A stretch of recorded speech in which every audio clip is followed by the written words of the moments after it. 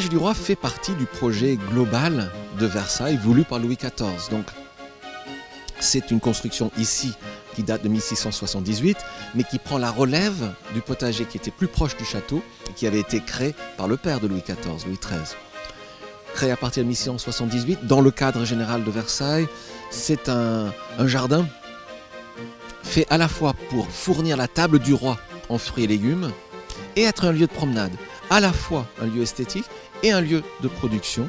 Et nous essayons de maintenir vivant toujours aujourd'hui cette tradition.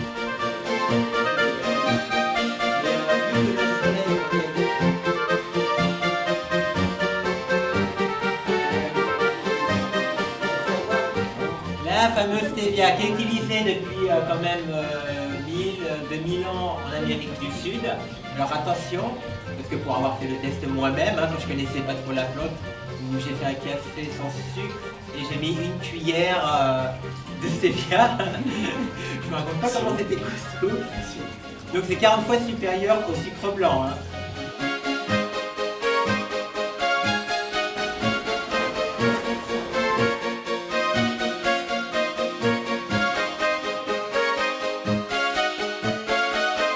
À l'époque de Louis XV déjà, on commençait la culture tropicale. Et en culture tropicale, donc, on essaye de faire quand même une production comme la canne à sucre, de la citronnelle, on a de la goyave de Chine qui produit très bien, ou de la papaye.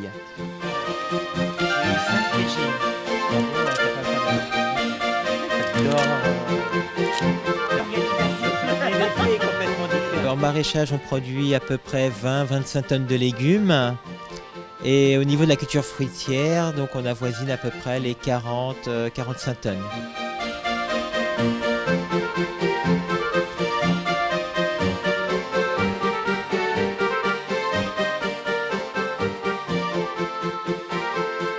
Faites tourner entre vous, vous sentez. En attendant que j'aille chercher les autres plantes, je vous laisse deviner ce que c'est.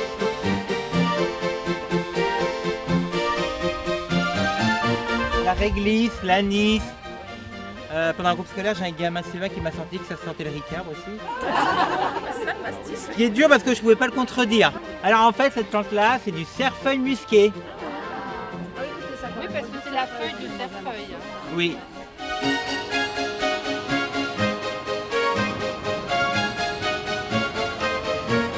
Oui, on a à peu près donc, 25 variétés de cucurbitacées. Donc parmi ces cucurbitacées, on trouve la musquée de Provence, la bleue de Hubbard, Baby Boo ou la courge spaghetti qui marche de plus en plus.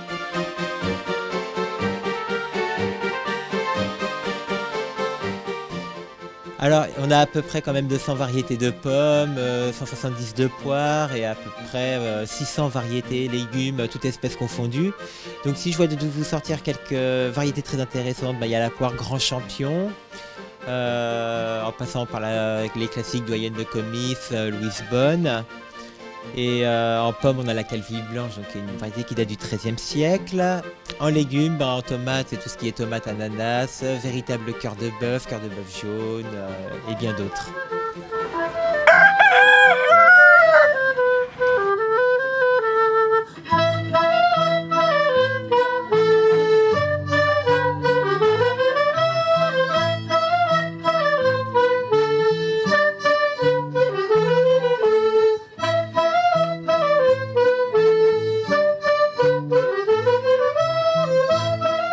Alors tout à fait, oui, toute la production du potager du roi est vendue à la boutique.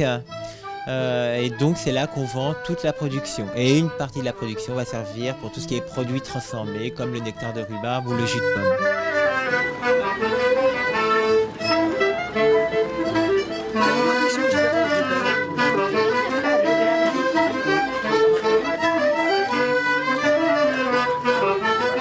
Parti déjà sur un échantillonnage de 5 ou 6 variétés qu'ils ont transformées en sorbet pur fruit.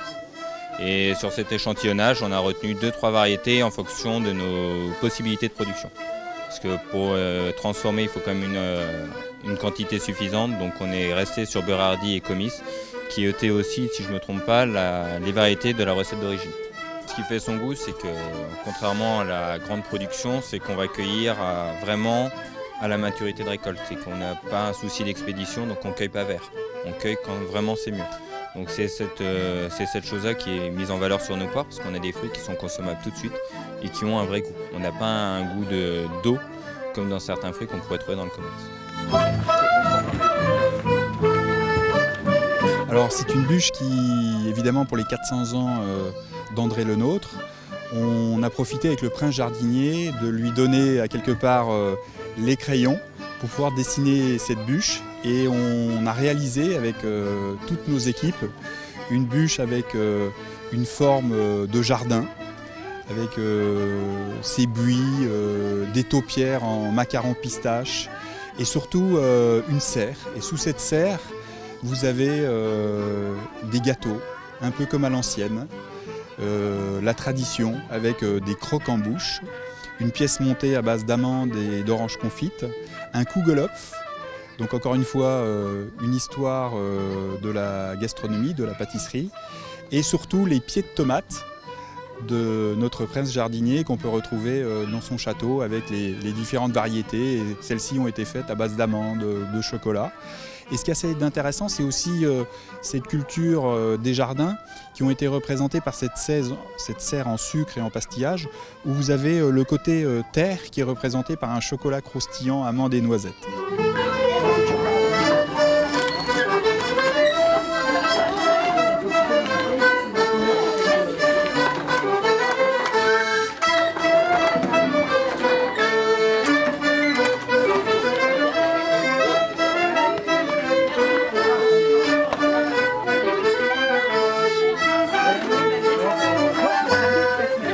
Ton gâteau préféré est la religieuse au chocolat? Tu es un être libertin qui prend des airs de Saint-Christin ou de Sainte-Nitouche alors qu'en fait tu ne penses qu'à ça. D'apparence classique et parfois même un peu sage, ton véritable tempérament est celui d'une bête de sexe. Cette émission m'a révélé. J'avais fait une cage à oiseaux et des macarons en forme de chat qui a vraiment marqué les esprits.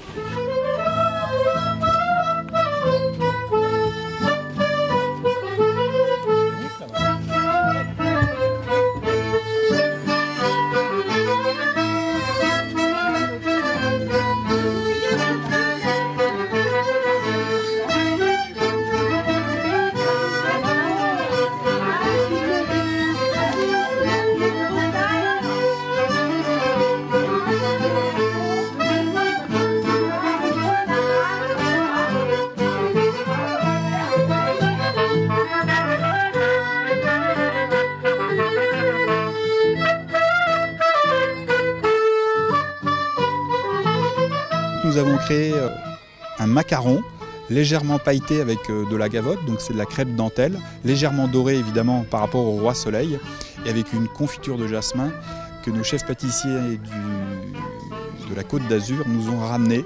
Et voilà, on a un petit peu créé ces produits dans cette cour qui est quelque part un reflet des artisans, des ateliers qu'on pourrait retrouver à l'époque. Merci Guy Krenza. Merci à vous.